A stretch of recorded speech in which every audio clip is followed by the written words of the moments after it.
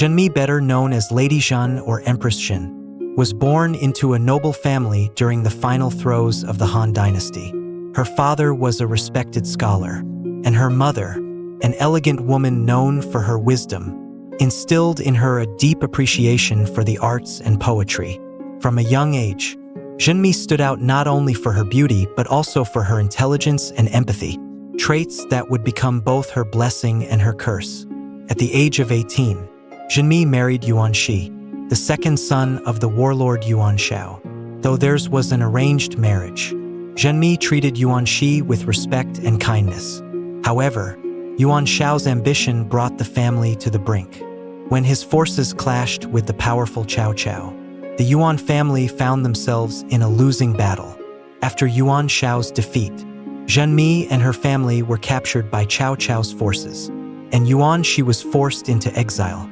For months, she lived in uncertainty, unsure of her husband's fate or her own. Every day felt like a nightmare from which she could not escape.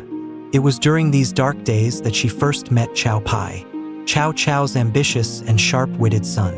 Cao Pai was captivated by her composure in the face of defeat, her elegance, her quiet strength, and her sad, knowing gaze fascinated him. Cao Pai saw in Zhen Mi a rare beauty and sophistication, and despite the scandal it would create, he insisted on taking her as his wife. First, Zhen Mi's heart resisted. She was torn between her loyalty to Yuan Shi and her new, inescapable reality. But fate was not on her side, and she had no choice but to accept her new life, entering the palace of Cao's family as Cao Pai's consort. Though initially cold and distant, Zhen Mi soon found herself drawn to Cao Pai's complexity. Beneath his sharp tongue and calculating demeanor, she sensed a loneliness that mirrored her own. They spent hours discussing poetry, politics, and the uncertain future of the Han Dynasty. In these quiet moments, she began to see a softer side of him, and what had started as a forced arrangement transformed into a bond of respect and companionship. When Cao Pai looked into her eyes, he felt a sense of peace, something that had eluded him his entire life. Years passed, and Cao Pai's ambition grew. His mind set on consolidating his father's gains and creating his own dynasty. He found in Zhen Mi not just a consort but an advisor whose intelligence complemented his strategy. Her insights into the political machinations of the imperial court proved invaluable. Cao Pai trusted her counsel, and her presence beside him made him feel invincible. When Cao Pai ascended to the throne as Emperor of Wei, she stood by his side, earning the admiration of the court and the people for her grace, wisdom, and dignity. However, as the power of Wei grew, so did the resentment and jealousy within the court. Many whispered that Zhen Mi, the former wife of a rival family, could not truly be trusted. Some spread rumors that she still held a torch for Yuan Shi, claiming she was too kind-hearted to fully support Wei's ambitions. A particularly venomous rumor claimed that she kept a secret keepsake from her first marriage, a token of her undying loyalty to her lost husband. These rumors reached Cao Pai, who was already growing weary under the pressures of the throne. His doubts and suspicions began to eclipse the affection they once shared.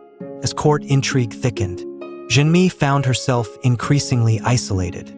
She was forbidden from meeting with friends and family, and she noticed a coldness in Cao Pai's eyes that had not been there before. She tried desperately to rekindle their bond, writing him poems that spoke of her unwavering loyalty and love. But each poem went unanswered, and each attempt to reach him met with silence. Her once lively quarters became a prison, filled with memories of happier times and shadows of mistrust. It was during this lonely period that Zhen Mi began experiencing vivid dreams. In one dream, she walked through a garden filled with golden chrysanthemums, a flower symbolizing sorrow and remembrance. There, among the flowers, she saw Yuan Shi standing in the distance, watching her with a gentle smile. He held out his hand as if waiting for her to join him, yet every time she reached out, he faded like mist. She woke from these dreams feeling both comforted and tormented, haunted by memories of her past and uncertain of what lay ahead. In a final, desperate attempt to prove her loyalty, Zhen Mi requested an audience with Cao Pai. When he appeared, she knelt before him and offered a small jade pendant, her only keepsake from her family. She vowed her loyalty once more, swearing that she had never harbored feelings for anyone other than him. Cao Pai took the pendant without a word, his expression unreadable. Days later, she heard that he had tossed it into the river, dismissing her words as empty promises. Soon after, Cao Pai succumbed fully to his suspicions. His advisors, eager to see Lady Zhen's influence erased from court, urged him to act decisively. In a moment of weakness and paranoia, he issued an edict for her execution. Zhen Mi, upon hearing her fate, did not cry or scream. She had expected it, sensing that her life would end in tragedy.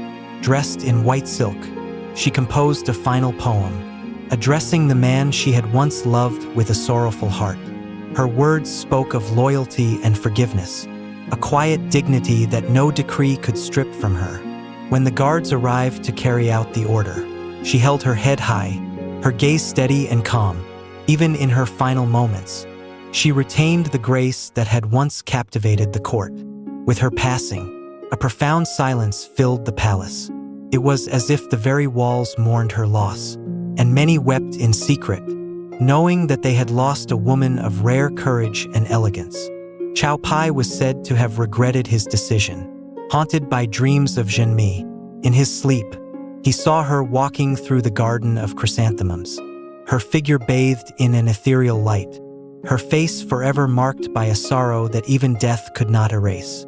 Though he tried to move forward, a lingering emptiness gnawed at his soul, a reminder of the woman he had loved, betrayed, and lost. Today, the story of Zhen Mi endures as a haunting reminder of the cost of ambition, jealousy, and the tragedy of love tainted by suspicion.